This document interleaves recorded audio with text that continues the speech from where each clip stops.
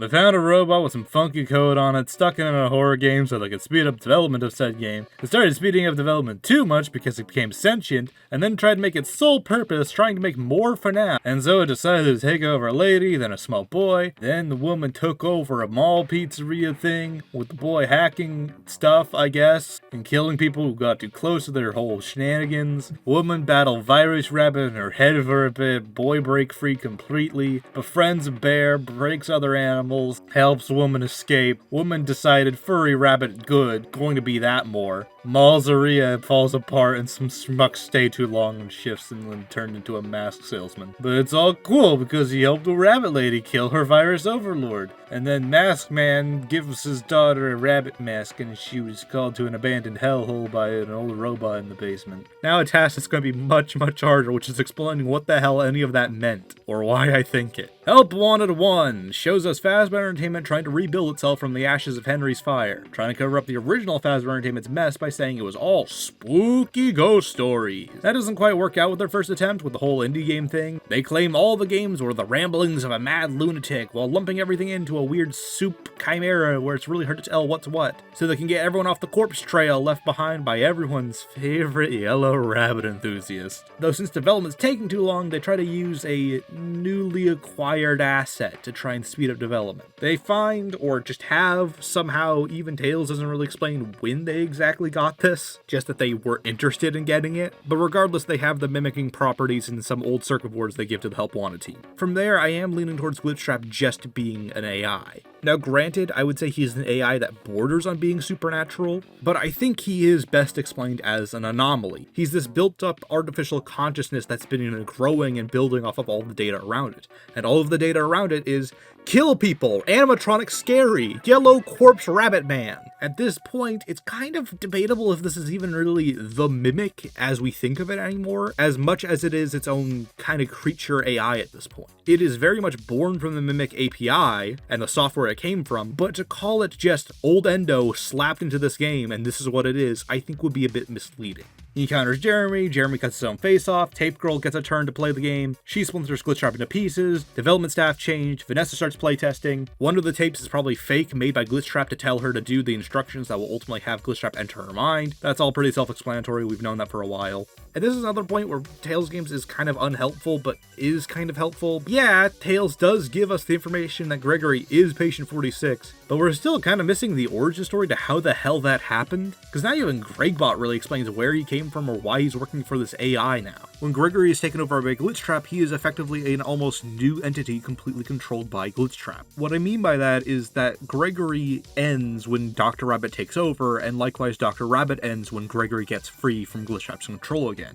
His memories do not transfer over, and his motives and characterization only loosely transfer over. We know this is how it works with Vanessa because in her early therapy tape, she mentions how she's trying to fight for control, I've compartmentalized him. But then later on, she's much more robotic and plain, implying that Vanessa has been vying for control the whole time and eventually is consumed by Glitchtrap. We can pretty safely assume this is the case for Gregory because there's no reason for him to 180 against Glitchtrap unless something changed between our events, and the simplest thing that could be changed would be that he was freed from Glitchtrap's control. That would explain almost every single one of his behaviors in the security breach. It would explain why he doesn't know who Burntrap is. Gregory never met Burntrap. Dr. Rabbit did. My best bet for what could have freed him would be Balloon World. DGY has no reason to want to get high scores on arcade games, and even if we're assuming he's hacking those games to get a specific outcome, why? What does Glitchtrap get out of messing with the arcade game? So I think this is a form of Gregory trying to retaliate by playing arcade game. After all, through Princess Quest we know special arcade games can lead to special outcomes where you can get people freed from Glitchtrap's control.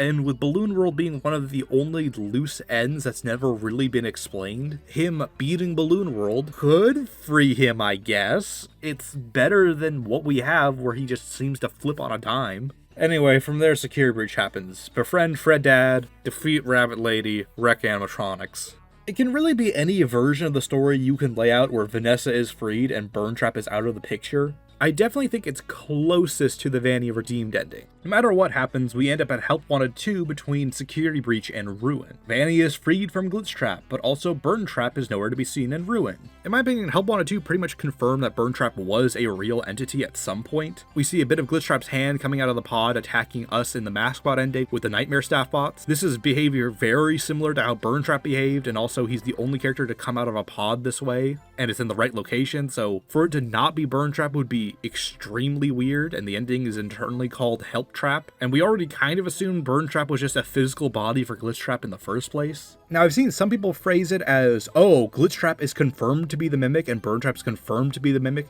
That's not really what happened here. We got confirmed that Burn Trap seems to be real and that Glitch Trap and him are the same. You have to make a separate argument that Glitch Trap is most likely the Mimic, and therefore Burn Trap is running the Mimic software. That is a fairly plausible theory, and is loosely what I'm going with. However, I do think it's not confirmed that Burn Trap is physically the same creature as Old Endo. He might be, but I also think there's reasons he wouldn't be, which we'll get into in a bit later. Regardless, let's focus on Help Wanted 2 itself. Here's how I look at it. Throughout Help Wanted 2, we are employee generic, most likely Cassie's dad, which I know I keep saying this, but there's going to be more on that in a bit. I just have to kind of get through things in order in a bit. Cassie's dad is trapped in the Vanny with an I network, reliving or stuck doing his work on loop, or remembering his work at the very least on loop. Obviously, some of these events had to physically happen at some point, like with Roxy getting her mask. Obviously, that physically had to happen. So the entire game can't just be fake or VR, so some elements had to physically happen. But at the same time, the way we kind of disperse into the Princess Quest ending in actual VR as if we are the player or the princess implies we are not currently, whatever state we are in actual Help Wanted 2, a physical entity anymore.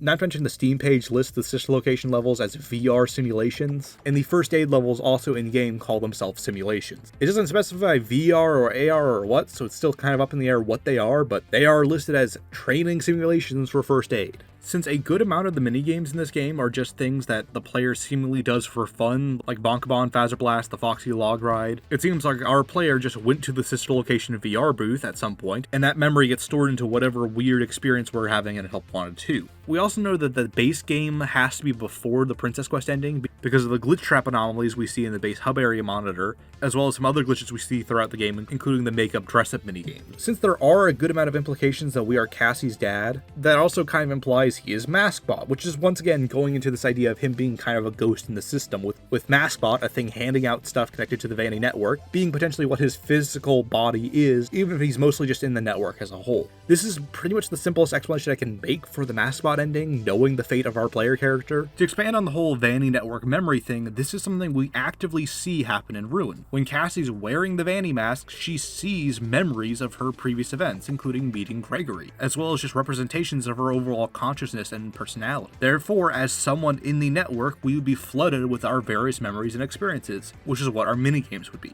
Also, obviously with the name Help Trap in it, and the fact that we're giving the corrupted Vanny mask that has the messed up Helpy in it, that we are sort of responsible for the events of Ruin to a certain extent. The Vanny mask is almost like a Horcrux for Glitch Trap. It's one final hiding place and gamble to work with, especially since Glitch Trap is now lacking a body in Vanny and Gregory. On the other side of things, we have Vanessa seemingly embracing the personality of Vanny that Glitch Trap gave her. At the very least, she's using it as an avatar to interact with us, the player, in the Princess Quest ending. Obviously, that ending can't physically happen. Vanny is not huge, crushing a little AI. I think that's just a representation of her interacting with a code or whatever as her player character, kind of.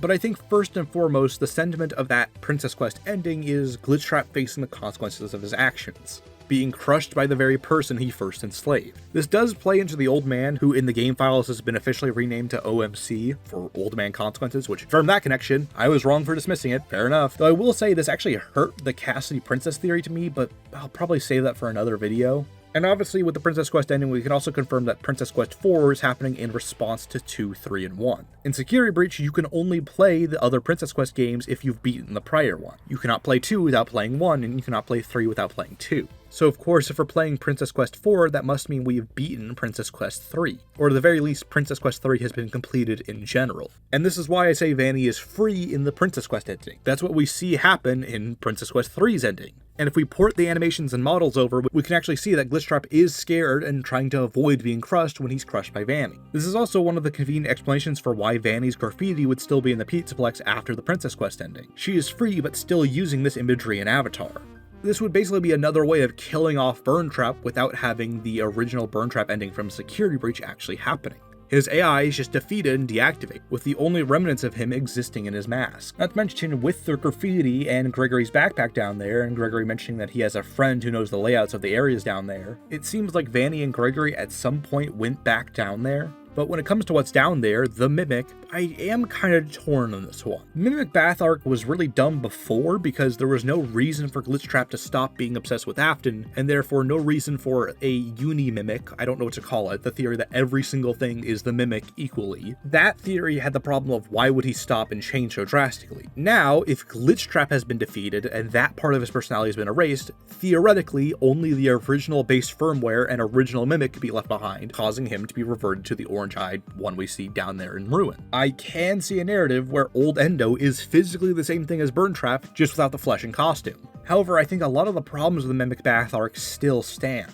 As shown through Roxy's mask, Steelwool is considering the weight and implication of design choices and giving them explanations and origin stories, which makes the extremely different Burntrap and Old Endo designs very noticeable when the only thing they have in common is one hand, which is not even fully exclusive to either of them. Not to mention, since Old Endo has other characters' parts already, with having the daycare attendant's teeth and Nightmare Chica's foot, we can reasonably assume that he could just find any old parts lying around and attach them to himself. And while we can assume the Mimic has some level of plug-and-play limbs, why switch out everything but the one hand? Like, removing the corpse rabbit I can maybe see, but why the entire rest of the body? What does removing the fundamental metal help it do? Not to mention, Burntrap was a shambling old fella in Security Breach, whereas Mimic is full-on running at you and is able to crush metal slats. Maybe you could argue the replacement of the endoskeleton was to increase his strength or something like that, but that's kind of arbitrary. Like, if it was all one seamless consciousness, that means Vanny, who is controlled by the Mimic, tears it apart to give it glamrock parts and other random parts. It ends up being slightly more decrepit and weak, relies on other animatronics like the Glamrocks or the Nightmare staff bots to attack people for it, and then when it loses the virus, the Mimic gets parts that are more advanced and stronger. In which case, why didn't Vanny just have Burntrap made out of those parts? What was the benefit of making it from weird scrap parts? Then we're getting to a Thesean problem where it's like, how many parts change in the Burntrap and the Mimic before it becomes a different entity? If Glitchtrap had Vanny rebuild the entire rest of the body with only the head being subject to question, then is it even really the same entity as Old Endo? Do we count Old Endo as the assemblage of parts, the AI running it, or just the head? A head that may or may not be the one in Burntrap. If that's the deciding factor, then it's anyone's game for what the Old Endo is versus Burntrap. Especially when his new design matches his original short story design much more closely than Burntrap did, which creates this weird kind of chicken and the egg paradox. The Mimic in Tales was described as having piston-like arms that extended in and out. We can see this telescopic design in Old Endo, and we don't see that arm design in Burntrap. In fact, we see it has little bits of the Springlock endoskeleton in terms of its base design, as well as Nightmare and Glamrock parts in it. But then the counter-argument you could have with that is that very same description that gives the Mimic the telescopic arms, coils around its body, could be loosely attributed to Burntrap if you kind of squint at it, but also it is described as being Burn, and having like antenna metal wires sticking out of its head that convey the concept of ear, which does sound like Burntrap. But then you have the fact that Old Endo, it doesn't look that Burn. In fact, its body looks pretty much in uniform condition for the most part, whereas the Tails Mimic had a shiny head with the rest of its body being burned, so what the hell was going on there? And then you have the fact that the Tails Mimic has orange eye, which implies it doesn't have the Glitchtrap version of the software installed on it. It still has the burned body and rabbit ears, so why is it burned? What happened to that Mimic to cause it to be damaged that way? And also, why does it lose the rabbit ears? If it had them pre-burn trapification, why would it not have them anymore once it's free from Burntrap's control? What changed? Also, how and why did Vanny get this thing without having Glitchtrap installed in it? This requires that Glitchtrap has to be its own kind of separate entity to some extent, or something that can be destroyed independent of the Mimic, and if we're doing that story, I don't see a reason for them to have to be all one body. Not to mention, if they were physically the same endoskeleton, that requires that Old Endo was sealed after Security Breach. But then that raises some weird points to itself. There's a forklift, entire heavy-duty machinery and computer and all that setup, with modern Fazbear Entertainment logos down there, and an entire cement and metal wall down there. That means we have this entire weird, ambiguous narrative of where Mimic is freed from Burn Trap's influence and control, kind of wanders down there, doesn't leave. Either Fazbear crew comes back there arbitrarily to seal it, or Gregory and Vanessa seal it, which that explanation comes with some weird implications, specifically that Vanny and Gregory are able to like work with cement and install electric metal doors. Like maybe if it was just software I could see that, but like cement takes like 24 to 48 hours to set. How would they keep it occupied that long in that room? Like, I know there's some explanations where like, oh, Gregory distracts it while Vanessa pours the cement, but like, for a full 2 days? To me, the more logical story, if we're following or have something even remotely approaching the Tales version of events, if it was temporarily deactivated or for some reason offline down there, and then sealed away by Fazbear Entertainment before the events of Security Breach and was just down there the whole time deactivated, and then, as we see with the vent handprints in Gregory's backpack, Gregory goes to the vent to look what's behind the cement wall, accidentally turns it on, a la Wheatley and GLaDOS in Portal 2, and then runs away with the vent collapsing behind him. Then I could see a setup for Ruin where Gregory would be like, oh, what the hell is that thing that's so freaky? Without them having magic quick setting cement. Then again, to go back to Roxy's mask as an example, maybe there just is an explanation we haven't gotten yet for why the entire body would be different. That's why I'm not ruling out as a possibility is, hey, weirder stuff's happened. That said, I do think it is worth talking about until we get an official answer, especially since we don't know what the next FNaF game is going to be, or when. Regardless, I think between Old Endoskeleton and Glitchtrap, there have to be at least 2 different personalities at play. Maybe it's one consciousness that's been morphed and changed over time. It just seems like what's going on to me. Now, not only is there an extremely dangerous shape-shifting Endoskeleton on the loose, there is also Helptrap in the Helpy Mask, who is clearly interested in Mimic being free. I think the threat is not only this Jason Voorhees Pyramid Head style's physical threat in the Mimic, but also this sort of threat of, oh, what if Glitchtrap gets that body that's so strong and deadly and has all of its consciousness and planning? Slightly unrelated, but still kind of on topic, Mimic never calls Cassie until after she puts the mask on. Up to that point, he just asks for help generically, never stating her name. But the moment Cassie puts on the mask, suddenly it's, Cassie, help me! From this point on, Cassie has the chip in her brain that connects her to the Vanny network. That's how Helptrap would know who Cassie was to Gregory. It's also worth noting that we know that Helpy and Old Endo can communicate. They interact a few times throughout the game. That physically doesn't make any sense. Gregory should only be able to hear whatever is audibly said through the walkie-talkie, but Helpy is directly transporting information to Cassie's head and in the mask. So they aren't hearing each other and responding to each other. They have to be able to communicate in some other way. Whether this means they're the same entity is much more debatable, but going to the idea of it all being one entity, you could explain the orange eyes and Helptrap as it just being another form of the Mimic. Though why they would argue with each other is a little weird, though personally I'm leaning towards Glitchtrap and Mimic being 2 separate characters born from the same software. I also wonder if Helptrap is the one who sent out the message that Cassie got, since her dad working at the Pizzaplex and being the one to have the Vanny mask would directly link the two. Okay, this is the big one. We have a person who works at the Pizzaplex using a Faz wrench, finds the concept of a Bonnie mask familiar, works with the Vanny network, Cassie's dad worked at the Pizzaplex, had a Faz wrench, is consistently described as someone who had a nostalgic connection to Freddy's and specifically Bonnie. So him collecting Faz Force stuff would line up as well as a sort of theme of him collecting retro collectibles. In a game all about setting up the events of Ruin, who is the one doing makeup and giving the mask to Roxy? Cassie's favorite character. If we are reliving memories or experiences that our player character went through, then we have the log ride that Cassie remembers going on despite the fact that it never opened, implying she went on it with her dad, which would be why it's in Help Wanted 2. Cassie also notes that she had the best naps in the daycare. Keep in mind, we don't visit most places in the Pizzaplex. We don't do Monty Golf at all. We also know we can't be Cassie for a variety of reasons. It'd be really weird for us to go to the Pizzaplex and then start Ruin being like, what the hell's going on the Pizzaplex? Everything's ruined. What's up with Chica? When the player of Help Wanted 2 sees Chica in her ruined state. We're also taller than Cassie is, and we see her from a first-person perspective, implying we are directly not her. We also can't be Vanessa because we see her once again from an out-of-body perspective. Oh yeah, and it's Bonnie bully time, by the way. I do think this is the case, mainly because there is now an added narrative to kind of back this up. A few of the characters throughout the game say what makes you so special, implying we have some extra motive to want to be there, or have some extra thing to us beyond just being generic worker man. And when we get a Bonnie mask with the only other people associated with a Bonnie mask being dead at this point, it implies we had to be someone who survived previously in the story to live to this point and find a Bonnie mask familiar. The only person I can think of that fits would be Bonnie Bully from FNaF 4. It also explains what's special about him. He has this traumatic experience and this link to the pizzeria, and also gives him a motive to want to be there. He's working there out of guilt. If you felt you were responsible for an animatronic killing a kid, I don't think it's a leap in your character to want to make sure that never happens again by working with the animatronics firsthand. It also lines up with something from the trailer. Welcome back for another week of career fulfillment and minimal social interaction. For that reason, we are excited to inform you that you did an adequate enough job the first time around to have you back. Also, there were no other applicants.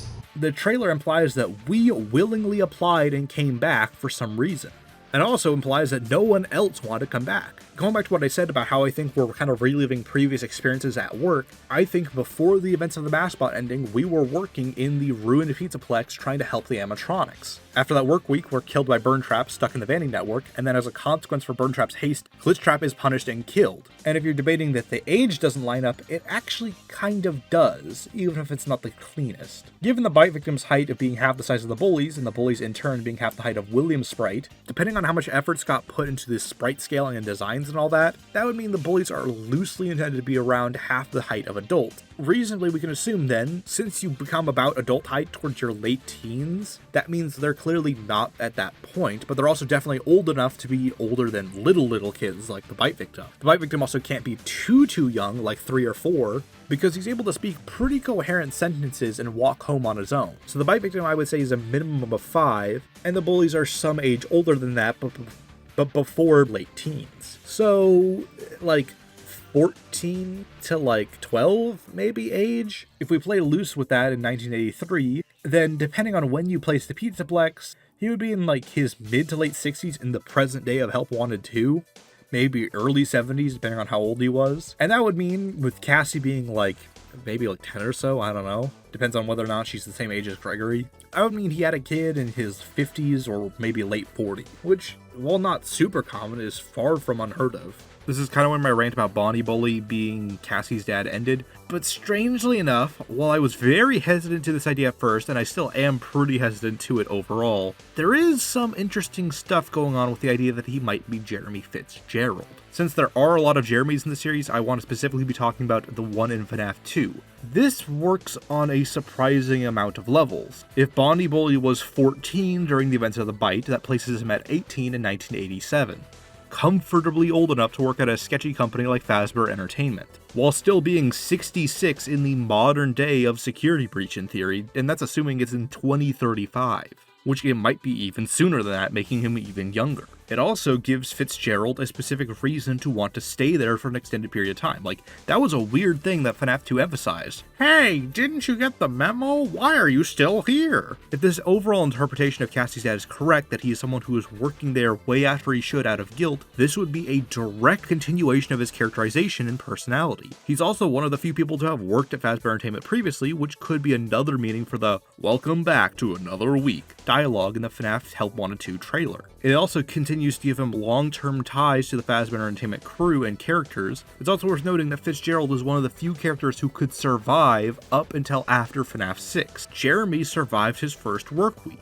And even if he's the Bite of 87 victim, according to Phone Guy FNaF 1, the Bite of 87 victim survives. It's amazing the human body can live without the frontal lobe. It would just be a very interesting through line for his character. Now, I don't think he's the Jeremy from Help Wanted 1.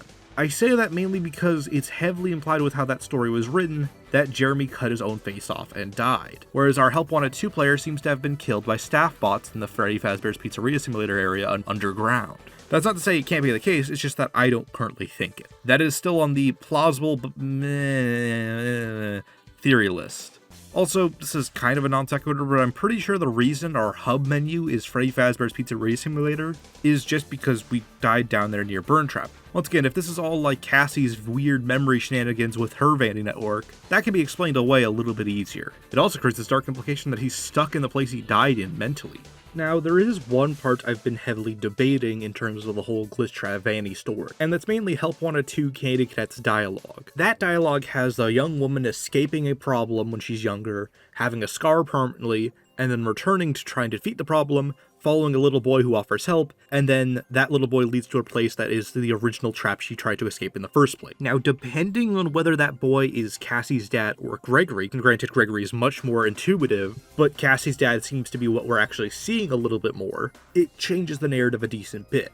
If it's intended to be Gregory, it can imply a lot of different things. It could imply that what we saw in Security Breach with the whole, like, I compartmentalized him, and then Patient 46 is noted as manipulating someone else. That can imply that she escaped for a little bit of time, and then Gregory trapped her back in the Vanny personality. This could connect back to GGY's whole arcade narrative and imply he's the one who made Princess Quest. If it's Cassie's dad, that implies what we're seeing in the Vanny ending could be, oh, you think you destroyed Glitch Trap, you think you're going to kill the witch in the morning, but in actuality, he's in the mask still, and that mask gets handed to Cassie. Whether that's willingly done by Cassie's dad or not is something I cannot figure out, because it feels kind of contradictory to what else we do in the game. So while I can see enough connections to potentially make a point with, I'm not sure what is the intended direction of that story. Now, to step back to the title and thumbnail of the video a little bit, I want to raise the question, are we overcomplicating the Security Breach arc overall? I mean, I talked about it in that first little blurb bit at the start of the video that at its core, it's Fazbear Entertainment puts an AI in a game. The AI becomes evil. I think a lot of theories were assuming this arc would be a lot more complicated.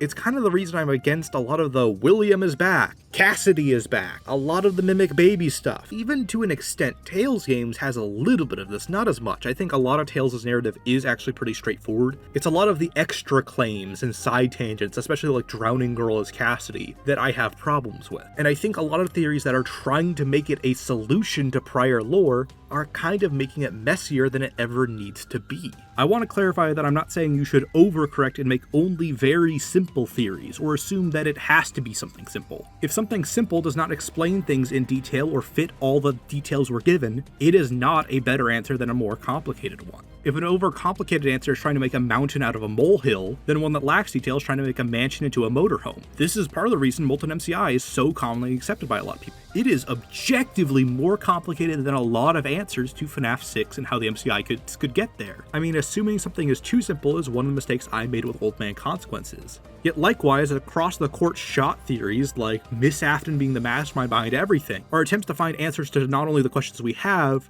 but answer questions we never asked or make implications that never needed to be true. In this case, I think the story was simpler than either Gregbot or Miss Afton Mastermind, but that's not to say it couldn't have more complicated moving pieces we don't understand yet. Regardless, I hope I could summarize and make Security Breach a little bit more digestible to people. Anyway, bye.